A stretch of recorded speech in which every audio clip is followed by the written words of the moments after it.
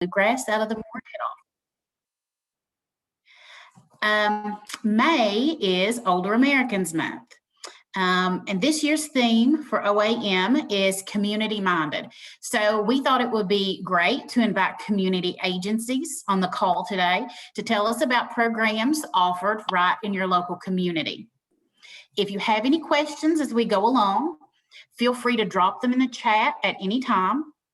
You can also email us questions, and our inbox is LTC Ombudsman, no spaces, at lablaw.org. That's LTC Ombudsman at lablaw.org. We'll also have a Q&A time at the end of today's presentation. And our speakers' contact info will also be shown as each of them speaks. So feel free to copy that down if you think you'd like to reach out to them later. So let's get started. Our first presenter is Amanda Hamilton, and she's the FIVCO District Long-Term Care Ombudsman. Good morning. As Wayne had mentioned, I'm the FIVCO District Long-Term Care Ombudsman. So that means I am based in the Ashland area, and I work with Boyd, Carter, Elliott, Greenup, and Lawrence counties. We wanted to take some time today to just let you know some information about what different agencies have to offer to older adults in the community. For our program, I wanted to speak specifically about what we can do for residents in long-term care facilities. So as Ombudsman, when I say we work with long-term care facilities, we work specifically with nursing homes, personal care homes, and family care homes. We do not work with assisted livings. They're a completely different program. So things that we offer inside of these facilities, one of the things we do is advocacy for resident rights. Residents of long-term care facilities have rights that are part of law and that are protected whenever they go into a facility. Just because someone goes into a nursing home doesn't mean that they don't have the same rights that you and I do. They have, several rights that are important, and we help advocate to make sure that their rights are being respected. One of the rights that we protect is we help with discharges, a facility-oriented discharge. If the facility is trying to discharge the resident and it's an inappropriate discharge, we will help them go through the appropriate channels to fight the discharge so that they are able to stay in the facility, which is their home. One of the things that we can help do is helping with residents with their care plans. A lot of residents, when they're in facilities, may feel like that their care plan is not person-centered, or it doesn't reflect them, or they have some questions about they're being woken up on a time that fits the staff schedule but not their schedule to have a bath or receive their medication, and we will help them advocate to have their care plan reflect them better. And we will actually, if we are asked by the resident, can help attend their care plan to help them advocate for these things. We also do education for residents. A lot of residents, when they go in facilities, they are not aware that they have these rights, such as, like a right to privacy, right to private phone conversation. They have a right to choices. So we work to do different types of education to help, these residents know the rights that they have. We make regular visits to facilities and speak to residents, and, just see what kind of issues they're having and how we can help them, and, let them know about our program, let them know about the rights they have. I think Wayne is going to talk a little bit more about some of the things that we can educate residents and families on. But we also do education for the facility staff. It helps to make sure our residents are provided good care when their staff is properly educated on their rights and what they need to do for these residents. One of the other things that we do is we assist with reporting major complaints to Adult Protective Services in the Office of the Inspector General. We will only make reports if it is requested from the resident or their legal guardian. But a lot of the residents, don't know when they have these major issues, like they feel like they're being abused or neglected, or they feel like there's not enough staff there to take care of them, that they can report these to the agencies. And for anyone that's not familiar with the nursing homes, the Office of the Inspector General is the licensing agency for the facilities. So they are the ones that would come in and make sure that facilities are following all the policies and everything they need to do to keep residents safe. Okay. And the next speaker is, as you mentioned, Wade Ann Cottle, the Gateway Long-Term Care Ombudsman, and she is going to cover some of the other things we can help residents with, not necessarily just inside the facilities. Thanks, Amanda. So I am the Gateway Long-Term Care District Ombudsman, covering the 5 counties of the Gateway area. Like Amanda said, a lot of what we do, most of what we do is work with residents and their families in facility. But we have a whole spectrum of services that we offer outside of facilities. One of the big things that we spend time on, and facilities will send folks our way, is we do long-term care Medicaid counseling. If you are attempting to put your loved one into a facility, or they're entering a facility for whatever reason, long-term care Medicaid pays the vast majority of nursing home bills. But the application process can be daunting. So we can help walk you through that. Whether you need a special document to qualify for long-term care, those are called QITs. One of our attorneys will probably talk a little bit more about that in a minute. We can help you with that. But the process itself, we know what it is. We know what's going to be required, what documents you're going to need. We can kind of hold your hand through that. The facility will know a lot, but there are some things that the facility and even DCBS may not tell you about when it comes to long-term care Medicaid, specifically in the area of protecting your assets. There's lots of special rules, and sometimes facilities may not know all of them. And DCBS, they're very busy. They may miss something. Whether it has to do with, a lot of people are worried about, losing their home. What if a husband has to go into a facility and the wife is worried about losing her home? So just a heads up that typically, we can prevent that. What about the spouse or the loved one that's going to stay in the community and they're worried about protecting their savings or their income? There are special circumstances and special regulations that can help with all of that, and we can help you. We can explain all that to you. We can also provide community education. There's so much more we do that we have to offer. We're kind of like, we view ourselves as a kind of a one-stop shop for older Americans and their families. If there's a service we don't provide, we probably have a relationship with the agency that does, and we can put you into contact with them. The people in our Ombudsman program, we are highly trained in helping older Americans. We provide up-to-date information and education about all kinds of things. Elder abuse, recognizing and reporting elder abuse. We work with our local elder abuse councils and our multidisciplinary teams, which are agencies dedicated to prosecuting possibly elder abuse. We do trainings. We can help educate people on the powers of a POA and the powers of a guardianship. How are they different? How are they alike?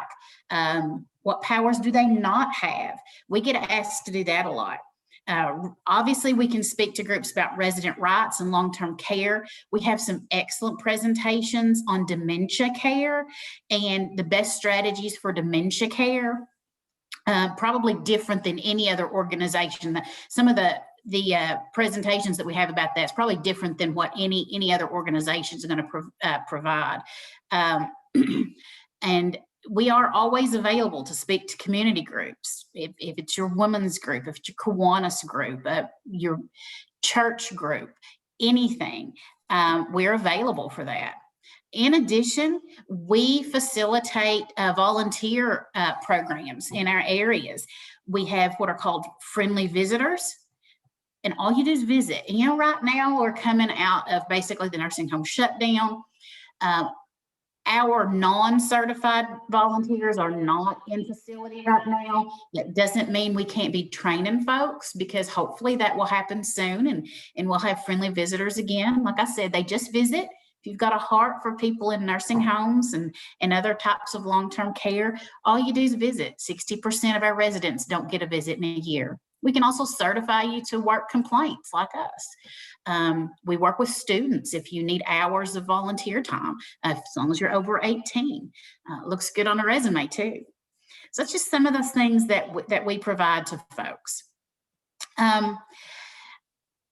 Next, we've got Becky Combs is going to speak with you. She's the aging director with the Gateway Area Development District, and she's going to talk to you about services provided by the AD and the ADRC, the Aging and Disability Resource Center.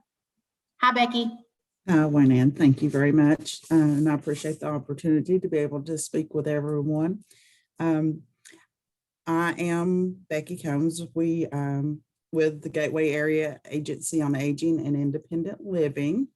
We do serve 5 counties, those counties being Bath, Menifee, Morgan, Montgomery, and Round County. I think I got all of them. So some of the services provided within our department include, as Wayne mentioned, the Aging and Disability Resource Center. And that program is a one-stop shop for someone who is needing services, or they may just need some community resources.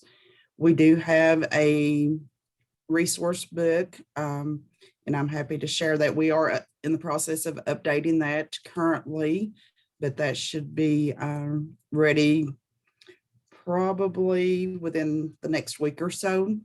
So we do have that. And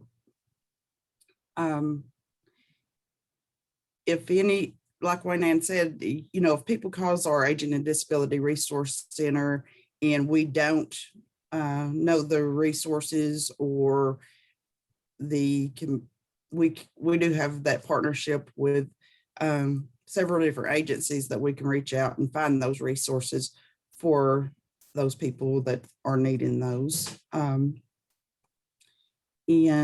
then some other, we provide in-home services with many of our different programs. Our Medicaid waiver program that does provide in-home services for individuals to be able to get respite, personal care assistance to meet their hygienic needs, homemaking assistance to assist with light housekeeping tasks. And then our home care program, that is a state-funded program. That program also provides those in-home services for individuals to be able to stay in their homes versus going into a long-term care facility. We do operate our senior centers out of this office. They have been shut down during the pandemic and continue to be shut down. A lot of people wonder when that opening is going to happen. As of right now, we do not have a date that I could share with you as to when those will be opened back up. There is work groups that are working on plans to get the centers open back up. So hopefully that will happen. But when they are opened, we provide things like civic engagements where the elderly population, you know, can go in and just have, you know, relationships and talk to other folks that are elderly. They can get a hot meal at the senior centers. We do provide home delivered meals as well for those folks that cannot make it to a senior center for whatever reason that may be. We do several recreational activities in the senior centers, such as they have painting classes sometimes. Some of the centers like to play cards. So they always have some fun out there in the senior centers when they're open. And I know that many of our participants, you know, have missed that those relationships with not being able to go to the senior centers. And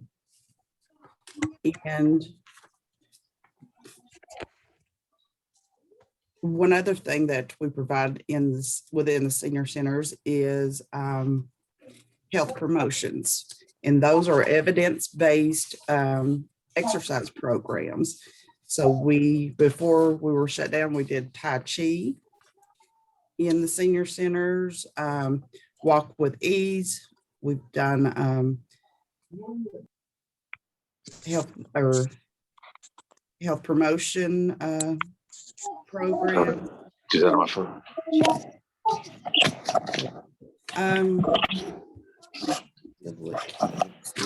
Any other, that's pretty much an overview. We have a lot of programs offered through the Older Americans Act. One of those is the National Family Caregiver Program, which I think we have a speaker here that is going to go into more detail on that particular program. And that is an overview of what we do here at the Area Agency on Aging and Independent Living. Be happy to answer any questions if anyone has any. Thank you so much, Becky. And I wanted to take some time to introduce our next speaker, but I also wanted to remind everybody that we have a chat box. If anybody has any questions for any of our speakers, you can submit them in the chat box, or you can also submit them to our email, the ltcombudsman@laplaw.org. Our next speaker is Nicole Davis, and she works at the FIVCO ad office. She is a case manager supervisor, and she is going to talk a little bit more about the caregiver program. Hi, everyone. My name is Nicole, like she said, and I'm a case manager supervisor for the FIVCO area, and we serve Grinnell, Boyd, Lawrence, Elliott, and Carter counties. And we do a lot of the same programs, if not the exact same programs as Gateway does. She did a really good job of overviewing those programs, which we do have a little bit of a different, way that we serve people in these programs. And I think I just saw a question. Does the senior center still provide transportation to take seniors to their grocery store? I'm not sure about Gateway for that, but our senior centers do provide transportation to and from the senior center, and also they also do the home delivered meal program. So they take a meal to seniors who are unable to drive. And that's one of our programs that we do have, is a home delivered meal program. And those people are case managed under our home care program. So our home care case manager calls and checks on them and makes sure that they're getting their meal and that their needs are met and they don't need any other services. So for the waiver program, like Gateway does as well. And one of the first steps of applying for that waiver program is applying for a long-term Medicaid, which the Office of the Ombudsman helps us a whole lot with, because it is a lengthy process, like they said. And there are, certain concerns like, will I lose my home? Will I have to forfeit my assets? That sort of thing. So we often refer people to Amanda in the Office of the Ombudsman when they do have questions regarding long-term Medicaid.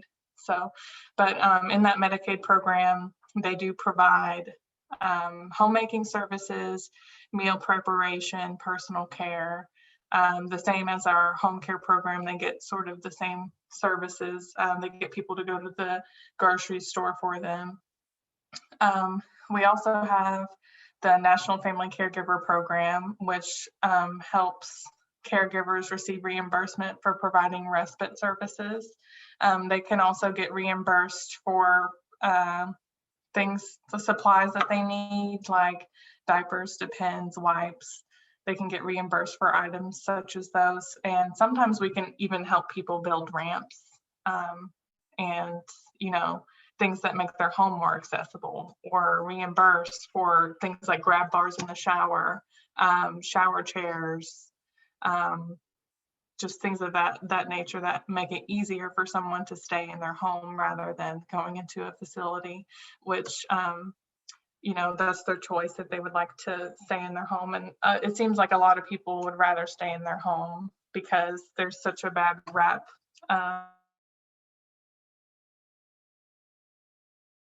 To change the attitude about, because they are great, places for people to go if they can't no longer take care of themselves in their home. But a lot of our programs are focused on keeping people who want to stay in the home in their home. So, but we also have an Adult and Disability Resource Center, and that office number up on the screen now is the best way to reach our Adult and Disability Resource Center if anybody has any questions, or if they want to refer anyone to our number. We can definitely help them find a program that best suits them.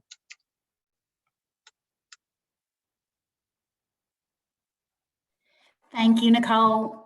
Appreciate you spending time with us today. Just a reminder, like Amanda said, if you have a question, feel free to drop it in the chat or email us, or we are going to have a Q&A time at the end of today's presentation. So if you're on the phone and you can't type something out, have no fear. We'll take questions at the end as well. Next up, we have Andrew Lakin. Andrew is an attorney with Legal Aid of the Bluegrass. He is our Elder Justice Fellow. He's going to talk a little bit about elder justice advocacy and some of the services that Legal Aid provides to folks over 60. Hey, Andrew. Hey, Wayne Ann. I apologize for my camera not working today for some reason for everyone, but I'm going to try and keep this relatively brief.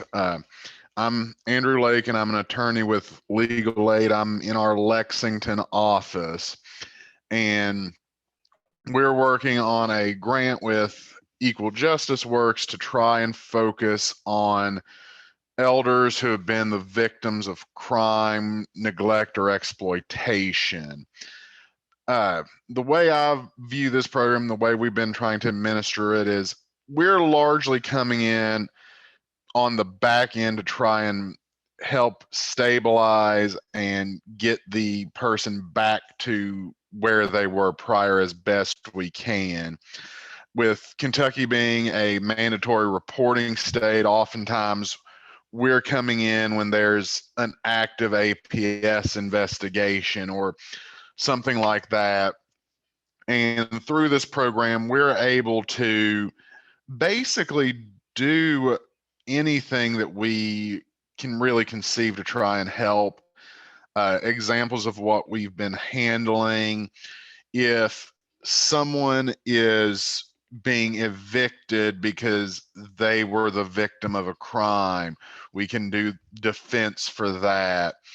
If someone has had a power of attorney exploit them, we can attempt to come in do triage on that with changing the power of attorney, any other documents needed, and investigating potentially we would consider filing civil suit or at least putting them in touch with someone in the private bar who would be able to help them if for some reason we can't. Also, I handle the domestic violence aspect if someone over the age of 60 were to need a domestic violence order. And we have expanded even to the point of dealing with creditors who may be violating the Fair Debt Collection Practices Act, or if someone's being pursued by a creditor due to a scam or identity theft as well. So we've made this program to be a very wide-reaching program to try and help as many people as we can. We're also very interested. I know I've been in touch with the area agencies on aging about doing things in the future. As part of this grant, we're also trying to get out there in the community to educate people on how to not fall victim to these scams and how to protect themselves from being taken advantage of, because it really is always sad that, like I said, we're coming in on the back end, and a lot of times on that back end there's only so much we can do if the person has fled the state and we don't know where they are, or you've already fallen victim to a scam. There's only so much we can do. So we're also trying to use this program to bring a lot of education to make sure that that doesn't happen. I serve our 33 counties. We also, as Wayne Ann pointed out, have Title III funding. And for our Title III funding, we actually cover, I'm not sure which they are, we cover 7 additional counties for our Title III funding as well. And through that, legal aid is able to do things to help with QITs or nursing home discharges or a number of other things with elders. We do evictions normally as well if they're facing eviction for some reason. And like I said, discharges, end of life documents, and a pretty wide range. I don't think I would say what legal aid does is as wide a range under the Title III grant as what I'm able to do, just because of different things here and there as far as priorities and what we're able to do. But that's always an option. Like I said, that is an even wider coverage area. So I would encourage anyone who thinks that there is someone who might fall into that category that legal aid might be able to help. Like I said, I'm specialized more in victims of crime. I have to have some way to connect it to being a victim of a crime or the like. But our Title III funding is always there to try and find a way to help people. If anyone ever thinks an elder needs help, to please give us a call and we'll see what we can do. Thanks, Andrew. And just to tag along with what Andrew said, we can do through that special funding that Andrew mentioned for anyone over 60, regardless of income, though we will prioritize for low-income individuals, but anyone over 60 in those counties and the entire Gateway and the entire FIVCO area and the Bluegrass area and I think Northern Kentucky too, we can provide. What that looks like is what we're talking about, documents like a power of attorney. And you don't have to have been the victim of a crime. That's a completely separate program. If you're over 60 and you need a power of attorney, or if you want to maybe rescind or do away with your old power of attorney and appoint a new one, we can help you with that. A living will. A simple will. We can't do complicated estates, but we can help you with the simple will. Or he mentioned end of life documents like DNRs, and once again, the living wills. So, legal aid can help you with that. And once again, that program is separate from the Elder Justice Fellowship. You don't have to be a victim of a crime. You can be. We hope you're not, but that's for anyone over the age of 60. So give us a call, and a lot of people don't know about the service that we provide, and it's a valuable service. Yeah, just to clarify on what I said about priorities, like Wayne Ann said, I mean, is it something legal aid we have the resources to be able to help with? It's not, we're going to put you on the back burner or anything like that. We're going to do our best to help. It's just a situation of there's only so much we can do.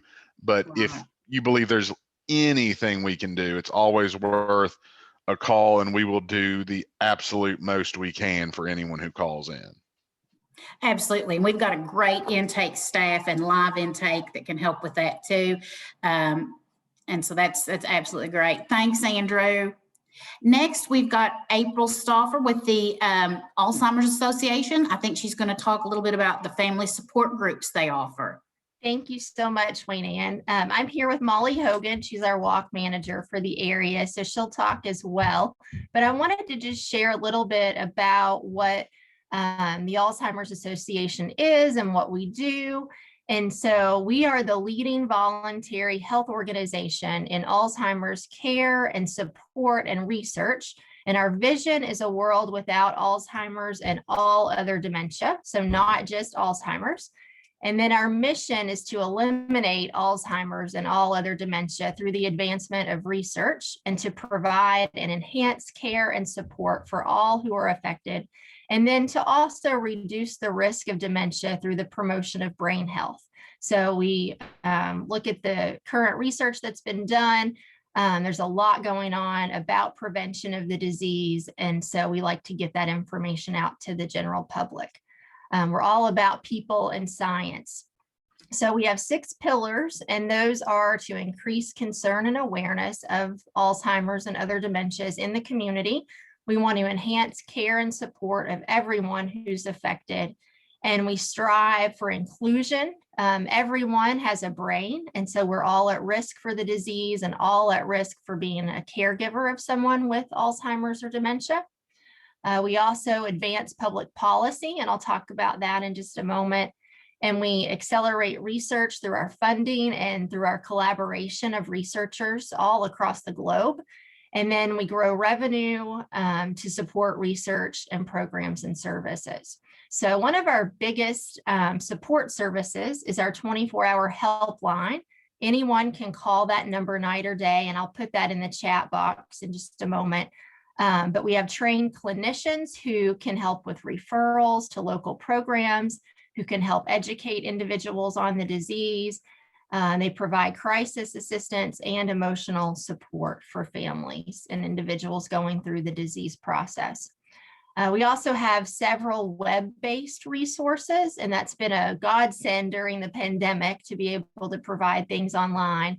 But we have something called Alz Connected, and it's a place online where you can go and ask questions of different individuals, and they separate, you can separate into if you're a caregiver and you're looking for other caregivers to connect with, or maybe you're a person with the disease and you want to connect with others who are going through it. And there's even a group for people who have lost their loved ones to the disease. They are in that bereavement stage and grieving. So there's even a group for that. We have an online service called Alzheimer's Navigator, and that's a service where you can go in and it'll ask you different questions about different topics, what you might be interested in that moment. Maybe it's driving, for instance, and it will ask you a few questions. Have you talked about driving with your loved one? Do you have a next step in place if your loved one can't drive because it's not safe anymore? And it is a good way, if you're not comfortable calling and talking with someone, if you're just somebody that likes to search the internet, it's a great way to get good resources. We also have a program called Trial Match, and this is a program that matches individuals up with research that they could participate in.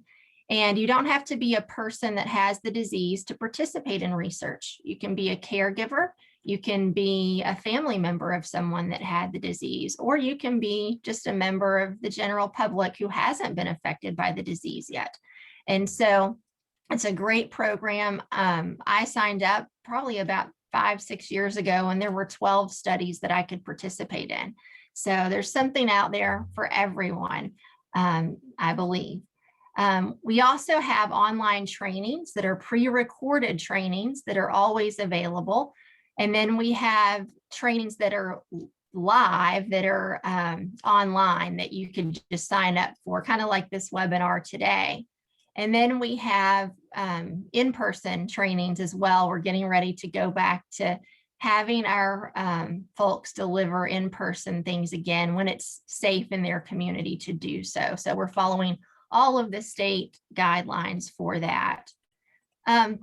We also have support groups that have been meeting online and by phone during the pandemic, and we're getting ready to do those again in person if our leaders feel comfortable doing that. So we have a group that meets by phone that Amanda Hamilton has actually been leading the last Thursday of the month at 3:30. And so that group has been primarily for people in the FIVCO and Gateway areas. But if somebody from outside that area wanted to join by phone, they could. And so we're going to keep that group by phone for right now until Amanda says it's okay to do it in person and we have a good location there. But she stepped up. It was so crazy. She was going to start doing one in person in March of 2020, right before the pandemic hit. And so we had to switch gears due to the pandemic, and it's been by phone ever since. So we're very appreciative of Amanda and her heart for helping people with dementia in her community. And we also have other groups that are meeting virtually and by phone right now. And you can find all of those on our website, and I can put that in the chat box as well so that you can find that. One of the great things we've been able to do during the pandemic is our advocacy and public policy efforts. Back in February, we had our state advocacy day, and it's incredible the amount of advocates that have come out online to support those efforts. We were able to pass Senate Bill 61 that is going to require dementia-specific training for home health and personal service aides in Kentucky. And that's so exciting because we haven't really had anything that was state mandated for workers that are going into people's homes and providing dementia services for them. So that's a big deal. So not sure what that training is going to look like just yet, but that did pass. And so we're very excited for that. We've also been able to pass Senate Bill 74 here in Kentucky, and that's going to establish a full-time permanent dementia service coordinator position within the Cabinet for Health and Family Services. And right now, the state is working on hiring for that position. So that's an exciting thing. We've also had some good successes on the federal side. And with that, we've had, our annual federal funding budget for Alzheimer's research is now at $3.1 billion. That's a 7-fold increase since 2011. So that's a huge deal. Our advocates have really been on the forefront of making our legislators realize that Alzheimer's and dementia is a big deal. The stigma that, people just get old and they develop dementia, that's not normal. And so they're making our legislators realize that and realize that we spend a lot of money caring for these individuals rather than putting our dollars behind prevention of the disease. So they're working hard to change our thinking in that. So lots of things on the public policy side. And I want to turn it over to Molly. Molly, if you could just share a little bit about where the money goes and how our walks help. Yes, thank you, April. Hi, everybody. I'm Molly Hogan. I'm the walk manager for the Ashland Walk to End Alzheimer's. Like April said, all of the money that comes from the fundraising through our Walk to End Alzheimer's, which is the leading fundraising event for Alzheimer's research, care, and support. So just as she mentioned, fundraising goes directly back into the research efforts that we have, keeping these programs free and these support groups free, as well as this 24-hour helpline to be open 24/7. So the walk this year is scheduled for October 16th, 2021. We're excited to be back in person at Central Park. We will also offer options online for those that don't feel comfortable meeting us in person. Totally fine and totally understand. But we're excited to be back in person, and that's a huge part of our efforts for that advocacy and that awareness, is all of us coming together and realizing, you're not alone on this journey. There's quite a few people in this community that are involved in this cause. And that's also, I kind of have a call to action to you all, that if you would like to join us, as a volunteer for the Walk to End Alzheimer's, or as a fundraising team for the Walk to End Alzheimer's, it's a great event to just go out there, show your commitment to the cause and your support for those that are living with this disease. I'll put my email address in the chat box as well if you're interested in joining us. But again, mark your calendars for October 16th, Central Park at 10 a.m. and we'll be excited to have you. And Molly, I might add, with your ask for volunteers for walk, we're also looking for volunteers to help us to be educators in the community, to do outreach in the community, to lead support groups, and even be on our advocacy and public policy team. We'd love to have anybody who's really interested and has a heart for families going through this, just to be a part of that. So I will put, I think you've got my phone number on the slide there. If you're interested in how you might be able to help, we'd love to have your support. Thank you all. Thank you all. Appreciate you for joining us today. That's really good information. Next, we have Angela Zeke. She is the Medicare SHIP coordinator with Legal Aid's Medicare SHIP program. And frankly, I'm not even going to attempt to succinctly tell you what all they do, because the amount of services they provide to older Americans, it would take a couple of hours to go through it all. So I'll just hand it over to Angela. Thanks, Wayne Ann. As you said, my name is Angela Zeke, and I work with Legal Aid of the Bluegrass. I have been with Legal Aid now for about 23 years. I started when I was 10. I was a high achiever. That's a joke, of course, but I have been around the block a little bit. And throughout my time with Legal Aid, I have worked with older adults, not only in our long-term care ombudsman program, but also in working with them through legal services in family law and in consumer law. So it's given me the opportunity to really determine that this is my passion, working with older and disabled adults, and I'm very lucky to be able to work with our Medicare SHIP program. SHIP actually stands for State Health Insurance Assistance Program, which tells you nothing about what it is that we do.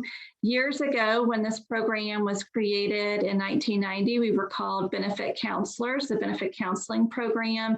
That told you a little bit, but it really didn't talk about the benefits that we focused on. Although we work mainly with Medicare, we have counselors and a volunteer team that is specialized in all government benefit programs. So that includes not only Medicare, but Medicaid, Social Security, VA benefits, and a host of other insurance programs that fall in between there. We have, through Legal Aid, the contracts for 4 of our area development districts. So we provide services to 35 counties. So if you think of Kentucky, the map of Kentucky, the upper quadrant, the upper 1/2 or 1/4 of the state, going from Covington down to Danville, and then across over to Ashland, that is considered our area. We don't provide services in 5 counties around Maysville, but everything in between, that's us. And as I stated, our goal is really to help educate people on Medicare and people who are 60 years old and older with their government benefit issues. It may be a non-payment issue regarding Medicare.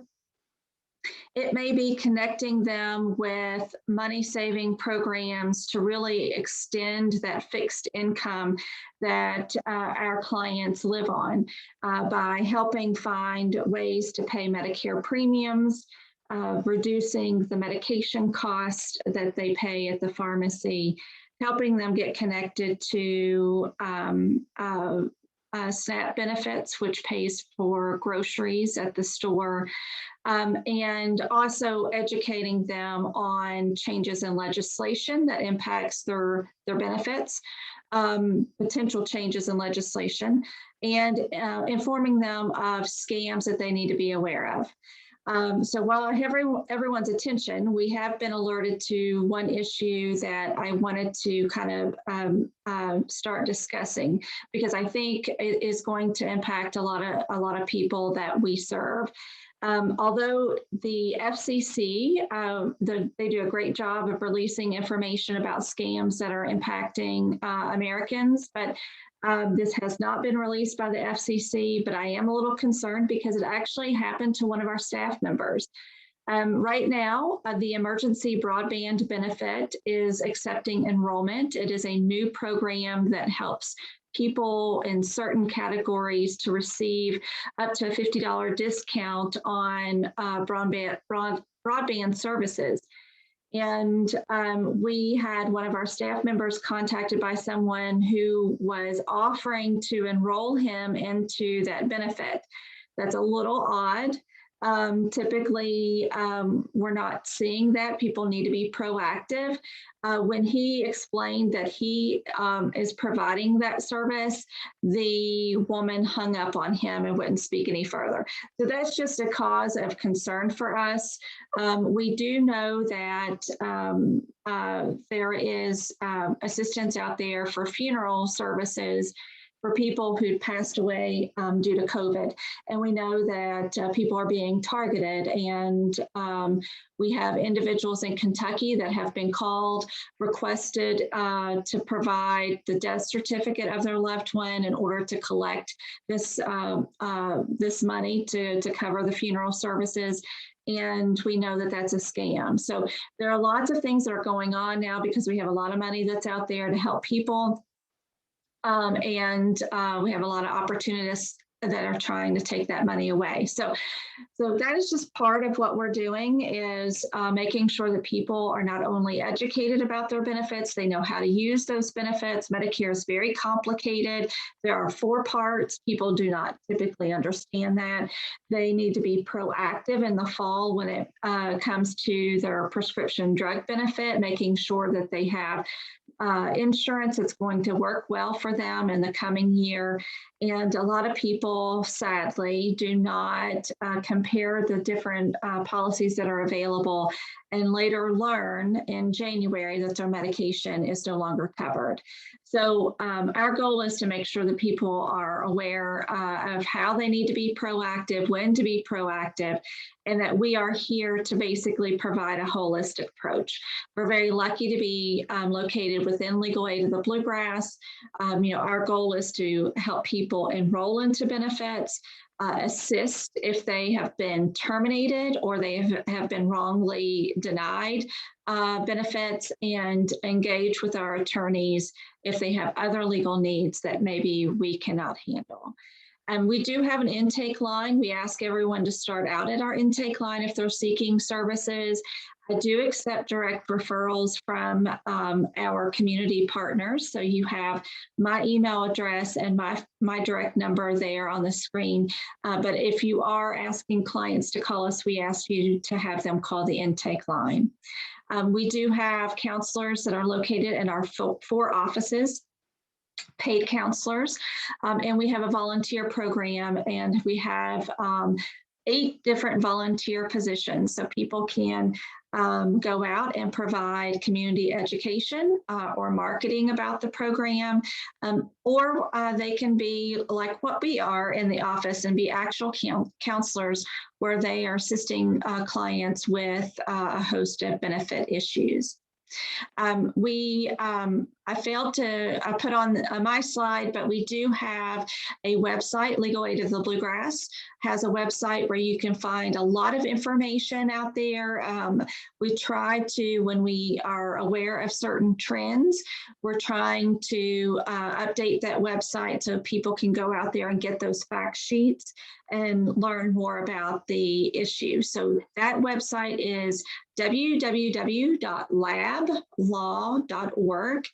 And I'm also going to put a link in the chat to a survey because we are funded with through federal funding through the Administration for Community Living. They do ask for anyone that is participating in an event in which I'm speaking or a member of our staff, that if you could offer some feedback, they would appreciate that. So I'll have that out there for you to click on. It's 8 questions, very simple. If you wouldn't mind taking a few moments to do that, I would appreciate it. Thank you all very much. Thanks, Angela. So at this time, I want to say thanks to everyone who joined us today. Thanks to all our speakers. I would like to open the floor for any questions. And just a reminder, you can, if you want, you can drop the questions in the chat box, and you can email them at the LTC Ombudsman at lablaw.org email. So at this time, I see that, and my screen is wonky right now. Yes, there we go. I lost everybody for a minute. I see we had someone ask about our legal aid's help with victims of crime, and Andrew did a great job answering that. The only thing I want to throw in there is that we also at Legal Aid provide assistance to victims of crime, regardless of whether or not you are an elder. So we do have programs to provide general civil legal assistance to victims of crime, people who have been victims of domestic violence, any kind of thing like that, safety planning services. We have attorneys who can assist with that. So even if you don't think that you or someone you know might fit in a category that we help, you never know. We have a wide range of services, so give us a call, and we can take care of that through our intake process. We can if we can't help you, we can try to find someone who can. So we have a wide variety of services there. Let's see. Can we get a copy of this PowerPoint emailed to us? I think we can probably do that. And I'm thinking, Angela, tell me, I think we're recording this, and we probably will put this up on our YouTube page. And if you'll give us a minute, we'll put in the chat box the name of our YouTube channel, so you can call back to the whole presentation if you want. You're welcome. Any other questions? Angela, have we received any at our email page? I haven't seen any come through. So I think they typically come through to all of us. No, I haven't seen any, but I actually do have a couple questions myself. My question is for Becky and for Nicole. I'm curious to know if you all still have meal waiting lists. I know during the pandemic, there was some increased funding for meals. So I didn't know if maybe that has all been utilized and you have a meal waiting list, or if you're still accepting referrals for meals. We do not have a meals waiting list, Angela. So anyone over the age of 60 that is in need of a meal can get that currently. Yes, it's the same here. I'm actually working on completely opening everyone that was on the waiting list, but because of COVID, we're trying to feed everyone that we can. I'm actually making home visits myself on Thursday and Friday to get the paperwork signed and get it back so that we can, get those people meals as soon as possible. Thank you. And I do have a follow-up for you specifically, Nicole. In your presentation, you were talking about reimbursement for equipment that can keep people home safely. And also you had mentioned adult briefs. Is that through, I missed just a small, at the beginning of that conversation. Did you say that was through the waiver program? Yes, so the waiver program does offer that through goods and services. They, it's a maximum of $3,500 for incontinence supplies like briefs and chucks and wipes. They do have to have a prescription from their doctor, but if they're a part of the program, that is something that they can get. They can also get minor home adaptations like ramps or grab bars, or even like a life alert system. I've had a lot of people request that, like if they have frequent falls, and there's like a one-time fee one that we buy for our people on Amazon. That way it's just like they don't have to pay for it monthly, and it's free, and it works through their phone line. But also through the National Family Caregiver Program, they also do provide, I think it's up to 75% reimbursement for supplies that are similar. Okay, that's good to know. Thank you. I think. So we're also ordering supplies for them since it's, you know, the end of the fiscal year. So that's something else that we're trying to do at FIVCO, is order any supplies for anyone that needs it through our home care program. Okay, wonderful. Thank you very much. Any other questions?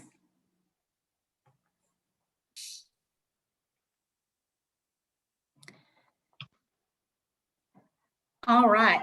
If you would like this presentation emailed to you, drop your email in the chat box over there, or like Amanda has already put our YouTube link in the chat. You can go back and watch this presentation in its entirety. I really want to thank everyone for joining us today. As you can see, we have really, really great services available in our communities. It's just that so many people don't know about them. And you know, so that's why we do things like this. Maybe somebody can really get some help because of what they've heard today, whether it's for yourself or you can take this information to someone that you know. Once again, if you would like more information about anything we've talked about today, feel free to reach out to our speakers. They would love to hear from you. Remember, if you missed their contact information, you can always call us. You can always call us. My number is 606-755-0006. You can email us at the Ombudsman program. And we can get you in contact with anyone that you need.